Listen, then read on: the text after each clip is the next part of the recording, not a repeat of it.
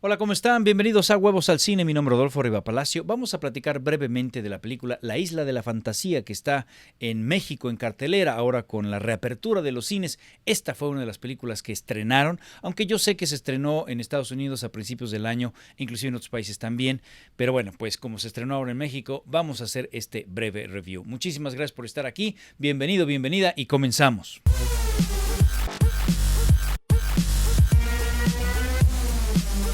A ver, esta película es un remake de una serie de televisión que a finales de los 70 y principios de los 80 fue muy popular. Una serie que tuvo 7 temporadas en donde Ricardo Montalbán hacía el señor Rourke, que era una especie de anfitrión de esta isla mágica, en donde la gente llegaba y podía cumplir su fantasía, que por lo general tenía que ver con cosas románticas. Era un programa de televisión para hacerte sentir bien, era muy blanco todo. Y Ricardo Montalbán estaba acompañado por un personaje muy simpático, que era Tatú, que era un hombre pequeño, interpretado por Harvey Billy Chase, y que te decía la famosa frase, el avión, the plane, el avión, ¿no? Y que vaya, fue popular y caían muy bien, tenía mucho carisma, los dos tenían mucho carisma, el show tenía mucho carisma. Ahora Jason Blum intenta hacer un reboot al estilo Blumhouse, con todo lo que hace Blum. Te voy a explicar cuál es la fórmula del señor Jason Blum. Toma un tema y lo mete en esta receta de cocina, en donde un grupo de adolescentes llega a un lugar, aparentemente para pasársela bien, y de repente algo, un juego, un lugar, un algo, le sale mal. Resulta que hay demonios o algo mágico que termina, por supuesto, matando a varios de su grupo. Los protagónicos descubren el porqué de las cosas, lo resuelven y al final un twist. Imagínate que llegan a Disney. Jason Blum hace Disneyland del terror. Entonces, un grupo de adolescentes llega feliz a Disneyland, a todo bien, pero de repente las botargas o los personajes se vuelven villanos. Entonces, el Mickey Mouse se come un niño y empieza la gente a huir. Y entonces resulta que las botargas ahora son demonios. Y por supuesto varios del grupo pierden la vida, los protagónicos empiezan a huir entre los distintos juegos mecánicos hasta que descubren que resulta que el señor Disney está enterrado en el parque de diversiones, pero el terreno es un cementerio cherokee, entonces él está enojado y cuando descubren eso pues tienen que hacer una escena climática en donde todas las botargas son demonios ya que están persiguiéndolos, pero lo que tienen que hacer es quitarle el medallón que tenía la tumba para poder sacarlo y ponerlo en tierra que no sea cementerio sagrado. Lo logran perdiendo al 90% del grupo y la o el protagónico sale caminando lleno de sangre de el parque de diversiones. Pero al final un twist. Resulta que el pato Donald sigue por ahí vivo y la ve con ojos de regresaré por ti. Esa es la fórmula del señor Blum y eso es exactamente lo que le hizo a la Isla de la Fantasía. Cuando vi los trailers me parecía interesante que podíamos explorar este terreno de la fantasía en donde todo podía ser real y cómo los personajes iban a explorar una parte interna de su psique que quizá ellos no conocían. Al pedir una fantasía, al tú decir, yo lo que quiero es pasarme este fin de semana en medio de puros modelos, ¿no? Hay un par de personajes que piden eso, estar con puros modelos. Pero en el fondo hay algo más. Ese es un deseo que responde a algo de tu naturaleza, que quizás sea algo más oscuro. Y entonces la isla te revela, te pone un espejo de quién eres. Eso me parecía interesante. Las fantasías de los personajes que llegan son tan dispares, son tan dispares. Tenemos a un chico que quiere ser soldado porque su papá murió como héroe en una de las guerras y entonces él lo idolatra y quiere ser soldado. Por supuesto lo que quiere es estar con su papá. Este par de hermanos que llegan, pues quieren tener este fin de semana al estilo American Pie, ¿no? Y otra chica resulta que quiere una segunda oportunidad cuando hace unos años le dijo que no a alguien que le propuso matrimonio, quiere una segunda oportunidad de aquello. Y luego está otra chica que quiere venganza de una niña que le hizo bullying cuando estaba en secundaria. Y esto lo que sucedió es que nos da distintas películas. Mientras que la chica que quiere una segunda oportunidad con el galán está en una especie como de película de Hallmark, una película de televisión.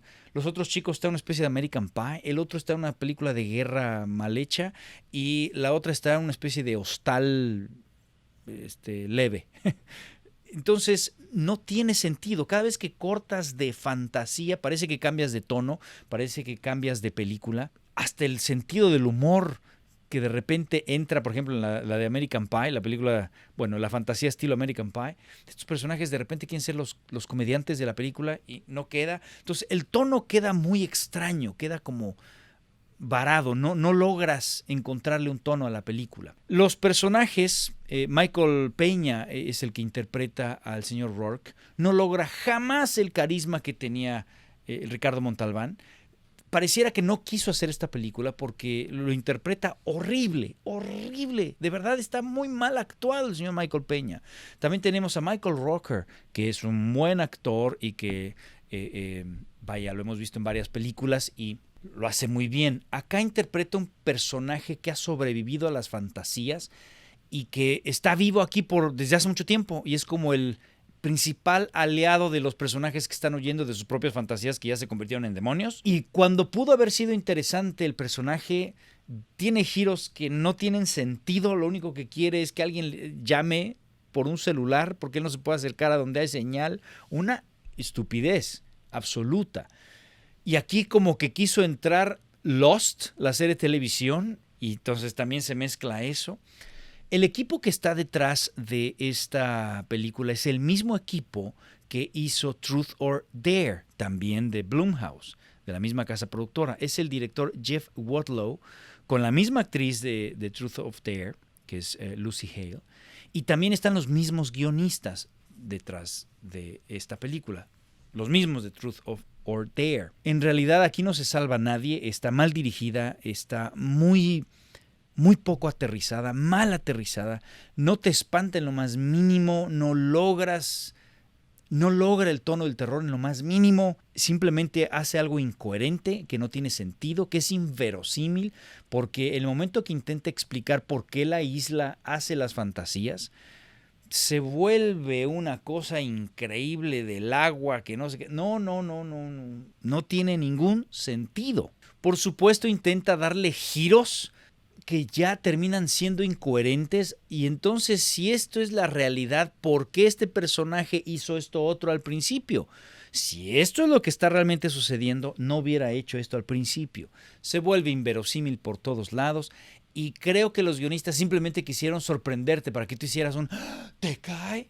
Y entonces luego viene el giro del giro, ¿te cae? Y luego el giro del giro es, espérate, entonces ya entendí, ya no funciona. Insisto, Michael Peña está terrible en el personaje del señor Rourke. No tiene el carisma que tenía Ricardo Montalbán. No entiendo. ¿Lo pusieron porque era latino nada más? ¿Por qué no se fueron por Demián Bichir, por ejemplo? Bueno, entiendo que Demián Bichir ya hizo La Monja, hizo La Maldición, y haber dicho otra de terror, no. Pero alguien que tenga otro tipo de carisma, distinto al de Michael Peña. Pero aquí el señor Peña está terrible. Y debo decirte que el intento de reboot de Tattoo, sin darte spoiler, es de risa, es de decir, ¿te cae que eso hiciste? Bueno, hay momentos tan inverosímiles que se están disparando como cuando sales a jugar con tus amigos, cuando eras niño así con tus pistolas y nadie se pega, pero a 2 metros, y digo, ¿what? No, qué cosa tan mala. No hace sentido nada, es contradictoria. Hay un momento en donde el chico que perdió a su padre en la guerra, en su fantasía, pues lo vuelve a ver.